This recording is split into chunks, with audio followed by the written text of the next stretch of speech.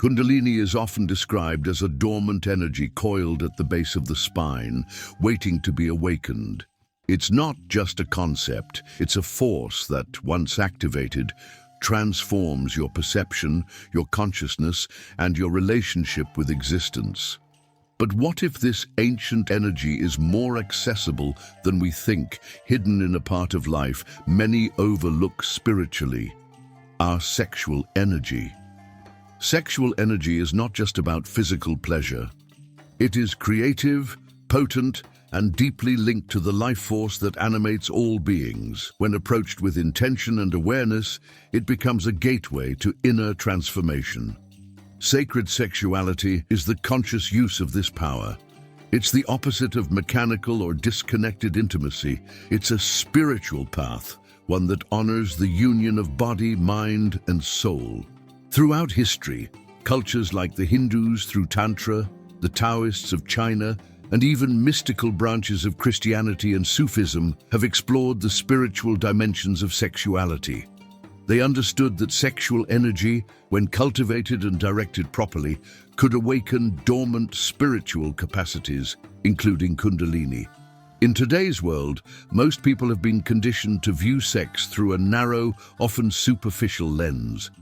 Sacred sexuality invites a return to depth. It challenges us to view our bodies as temples and our sensuality as sacred. This path is not about repression or indulgence. It's about conscious activation. The goal of this journey is to awaken the Kundalini energy, not through force or fantasy, but through presence, discipline, and deep energetic alignment. It's not about performance, it's about communion. The merging of polarities, masculine and feminine, Shiva and Shakti, within and without. This isn't a quick fix or a temporary high. It's a long-term spiritual path, and for those ready to walk it, sacred sexual energy offers a key to unlock realms of awareness that lie far beyond the physical. This journey begins by understanding the energy itself, its origin, potential, and how to work with it respectfully and powerfully. Kundalini is not symbolic. It's an energetic reality embedded in your subtle system. Residing at the base of the spine, in the Muladhara chakra, this primal force is said to be coiled like a serpent, lying dormant until the moment of awakening. When activated, it begins its ascent through the central energy channel known as the Sushumna Nadi, passing through each chakra and triggering profound internal transformation. Each stage of its movement reshapes your emotional, mental, and spiritual framework. It isn't a metaphorical shift, it's a realignment of your entire energetic field. The process can be blissful, disorienting, or even overwhelming, depending on your readiness. That's why understanding the nature of Kundalini is crucial before engaging with practices that stir it. The energy is neutral but immensely powerful. It's neither good nor bad. It reflects your current state. If your body is unprepared or your emotional landscape unresolved, its awakening can lead to imbalances, such as emotional turbulence, physical discomfort, or psychological confusion. These are not signs of failure, but signals that more grounding and integration are needed. Traditions that honor Kundalini, like Tantra and Kundalini Yoga, emphasize preparation. They teach breathwork, discipline, focus, and purification. Not to control the energy, but to create a container strong enough to hold it. Think of it as preparing a vessel to carry sacred fire. Without structure, that fire consumes. With alignment, it illuminates. One common misunderstanding is that Kundalini is something to chase or force.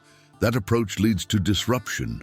Awakening occurs when the body, heart, and mind are attuned, when the inner space becomes quiet enough for the energy to rise naturally.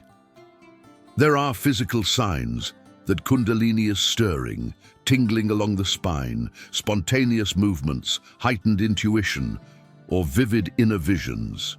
But these should never be the goal. The true aim is sustained spiritual maturity and expanded awareness.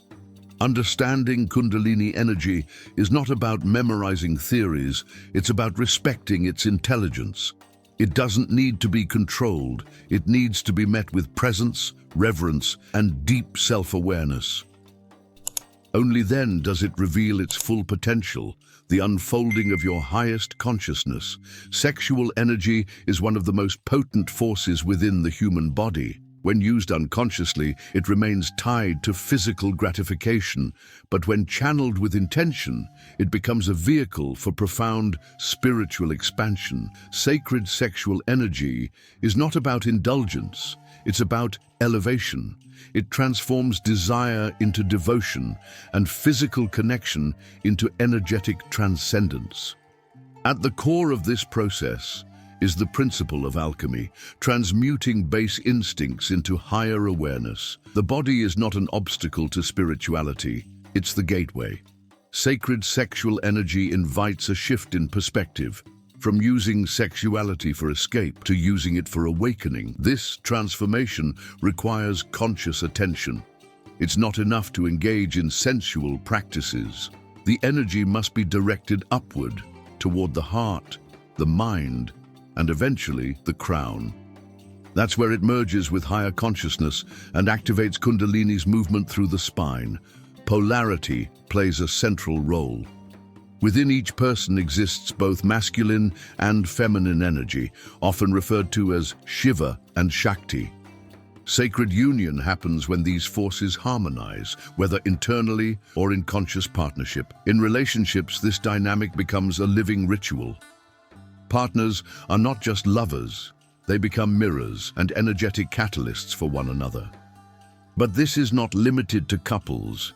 The cultivation of sacred sexual energy can occur individually through breathwork, visualization, and inner energy circulation. Solo practices allow for deep exploration, especially when rooted in awareness rather than fantasy. It's not about suppression or escape, it's about presence, remaining fully embodied while inviting the energy to expand beyond the physical. Most people have never been taught how to honor this energy. It's either ignored or exploited. Sacred sexuality reclaims its original purpose as a sacred bridge between human experience and divine consciousness. It reminds you that your body is not separate from spirit, and your desire is not a flaw. It's a force waiting to be awakened, refined, and realigned with your soul's higher calling. When this energy is consciously cultivated, it becomes the most direct path to activating Kundalini and sustaining its ascent. Cultivating sacred sexual energy begins with awareness. The goal is not stimulation for its own sake, but the refinement and upward movement of energy. This requires retraining how you relate to desire, not as something to chase or suppress, but as a signal of deeper energetic potential. Breath is the foundation. Conscious breathing, especially deep diaphragmatic inhalations and slow, controlled exhalations, helps direct energy throughout the body. Practices like circular breathing or alternate nostril breathing, Nadi Shodhana, calm the nervous system and open subtle channels. These techniques increase sensitivity and allow energy to rise instead of dispersing through habitual patterns. Another powerful method is muscular engagement, particularly of the pelvic floor. Known in yoga as Mula Bandha, this subtle contraction activates the root chakra and strengthens the energetic base. When practiced during heightened states of arousal or focused meditation, it helps contain and elevate sexual energy rather than allowing it to be lost through release. Visualization also plays a key role. Imagine the sexual energy as a warm current moving from the base of the spine upward through each chakra. With practice, this mental direction begins to produce real energetic shifts. Some practitioners use the microcosmic orbit technique, guiding energy through the spine and front of the body in a continuous loop. In partnered practices, eye-gazing and synchronized breath help establish energetic coherence. Slowing down physical touch and remaining mentally present transforms intimacy into an energetic exchange. Penetration or stimulation is not necessary for sacred connection. Intention, presence, and energetic alignment are what activate the spiritual current. Celibacy, or the temporary choice to withhold physical release, is often misunderstood. It's not about denial, it's about refinement. Periods of intentional abstinence allow energy to build and recirculate. Combined with breathwork and movement, this leads to heightened awareness and stronger energetic flow. Above all, discipline is essential. Sacred sexual energy responds to consistency, not intensity. Daily practice, whether breathwork, movement, or visualization, slowly reshapes your energetic system. This process strengthens your capacity to hold more light, more vitality, and eventually the full force of the Kundalini as it begins to rise. Kundalini does not awaken safely in a chaotic or unbalanced system. The body and mind must be purified, grounded, and harmonized to create the inner space required for this force to rise without disruption. Preparation is not a suggestion, it's a necessity. Begin with the physical body. Diet plays a significant role in energetic clarity. Foods that are light, clean, and alive, such as fruits, vegetables, grains, and nuts, support higher vibration states. Heavy, processed, or animal-based diets tend to ground energy too much or create stagnation in the system. Hydration and regular detoxing also help remove energetic residue that accumulates from emotional and environmental stress. Movement is equally important. Yogic kriyas, particularly those from Kundalini yoga traditions, work to unlock energy from joints, muscles, and chakras. These movements, combined with breath, shake loose what's dormant and bring vitality into previously blocked areas. Even simple practices like spinal twists or cat-cow sequences help activate the sushumna and prepare it for energetic flow. Mental clarity is the next pillar. Meditation is essential, not just to calm the mind, but to train it. A distracted, anxious mind cannot hold rising Kundalini. Techniques such as mantra repetition, breath-focused stillness, or candle gazing help sharpen awareness and stabilize mental fluctuations. Over time, these practices establish a strong internal focus capable of guiding energy upward with precision. Emotional hygiene must not be overlooked. Suppressed grief, anger, or trauma act as energetic blockages. Before Kundalini rises, it often brings these to the surface for release. Inner work, through shadow integration, journaling, or therapy, is not optional. It prepares the heart to stay open during the intensity of transformation. Grounding techniques are vital. Walking barefoot on the earth, spending time in silence, and connecting with nature help keep the energy from scattering.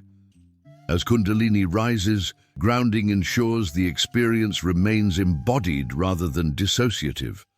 Preparing the body and mind is not about perfection, it's about alignment. The more coherent your system becomes, the more naturally Kundalini moves. No force is necessary. The energy responds to readiness, not willpower. When you create the conditions, the process begins on its own, guided by an intelligence far beyond the mind. Kundalini does not rise all at once. Its awakening unfolds in stages, each with its own energetic imprint and psychological impact. Recognizing these phases helps navigate the process with clarity, reducing confusion and promoting integration. The initial stage often begins subtly. You might feel a surge of energy at the base of the spine, tingling sensations along the back, or spontaneous bodily movements during meditation or breathwork. These are not imagined, they're early signs of life force activation. Emotional shifts may accompany these sensations, including moments of deep peace, unexpected tears, or heightened sensitivity to light and sound. As the energy begins to ascend through the chakras, it brings repressed content to the surface. This is the purging stage.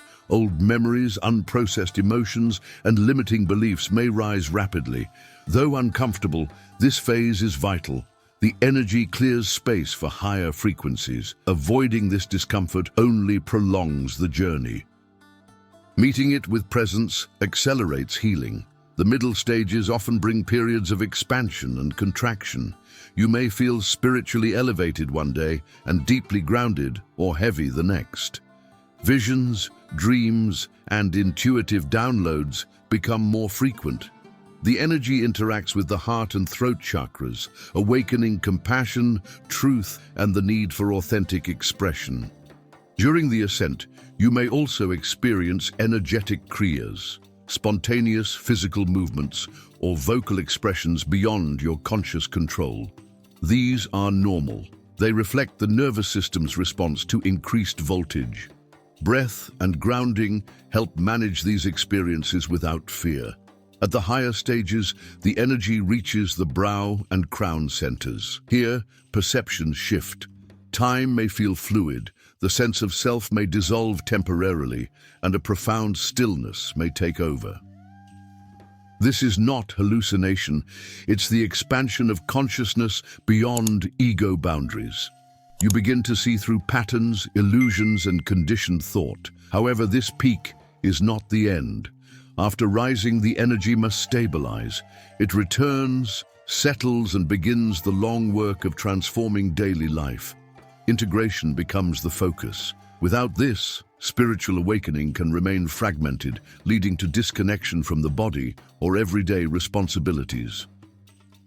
Understanding the stages helps release the need to control. Kundalini rises with precision. It knows where to go, what to release, and how to rewire you. Your role is to listen, remain grounded, and follow the flow of inner transformation without resistance. After Kundalini has risen, the journey is far from over. Awakening is only the beginning. Integration is where transformation becomes sustainable, where energy, insight, and expanded awareness are brought into every corner of your daily life. Without this, spiritual awakening risks becoming fragmented, disorienting, or even destabilizing. Living with awakened energy requires continuous self-regulation. The nervous system must adjust to carrying more current. Regular practices like meditation, grounding movement, and breathwork are essential, not to chase new experiences, but to anchor your awareness in the body. These routines help stabilize perception and allow you to function clearly while holding elevated states. Relationships often shift during this phase. As your vibration changes, old dynamics may fall away. This is natural. Letting go of outdated connections creates space for new relationships rooted in resonance, truth, and presence. Communication becomes clearer. You speak less from ego and more from aligned intuition. The heart becomes the filter, and integrity becomes the default. Work, creativity, and purpose may also transform. With Kundalini active, you feel called to live authentically. You can no longer ignore inner truth without discomfort. Many people feel pulled towards service, healing, or creative expression as ways to channel their energy constructively. The goal is not to escape the material world, but to infuse it with higher consciousness. Boundaries become essential. Awakened individuals often become more sensitive to people, spaces, and energies. Learning to protect your field through intention, visualization, or energetic hygiene keeps your system clean. This isn't fear-based, it's responsible energetic stewardship. Importantly, humility must remain. Kundalini doesn't make you superior. It's a gift, not a status. The more awakened you become, the more compassion and simplicity emerge. True spiritual maturity is silent, grounded, and present, not dramatic or self-serving. Above all, live the wisdom. Insights mean little if they don't shape how you love, act, and show up in the world. Kundalini doesn't demand perfection. It asks for presence. Each moment becomes an opportunity to embody consciousness fully. The awakened energy doesn't require display. It reveals itself through peace, clarity, and the quiet radiance of someone who has met the depths of their being and chosen to live from that truth. consistently, humbly, and with deep inner devotion. If this content made sense to you, don't stop here. Go ahead and hit the like button, subscribe to the channel, and turn on notifications so you don't miss any future content. Now watch this next video where I'll show you another essential step to transform your reality.